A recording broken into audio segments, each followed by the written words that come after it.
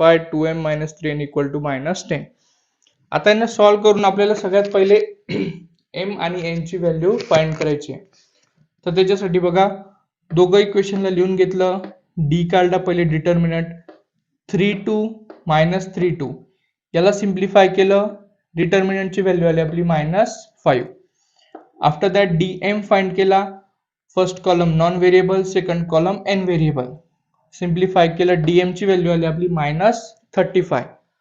Last value dn, first column m चा, second column non व्हेरिएबलचा. याला सिंप्लिफाय केलं, dn ची व्हॅल्यू आली आपली -50.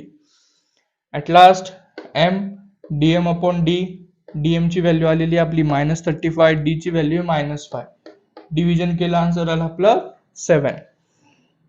सेम n ची value dn upon d, dn ची व्हॅल्यू -50 आणि d ची व्हॅल्यू काढली आपण -5 डिवाइड केलं 10.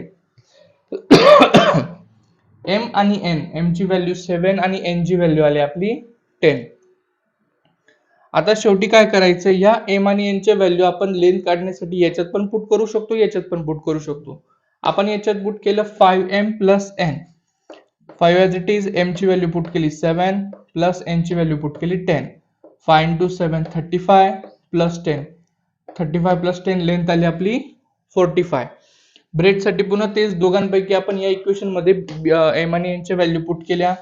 m plus n minus 3, m ची व्हॅल्यू 7, n ची value 10 minus 3. 7 plus 10 17 minus 3 17 minus 3 उरले आपले 14. सो लेंथ आली आपली 45 आणि ब्रेड आली आपली 14. व्हिडिओ आवडल्यास, थोडी पण माहिती जर तुम्हाला मिळाली असेल, या व्हिडिओतून काही कन्सेप्ट क्लिअर झाले असतील, तर चॅनलला सबस्क्राईब, लाईक, शेअर नक्की करा.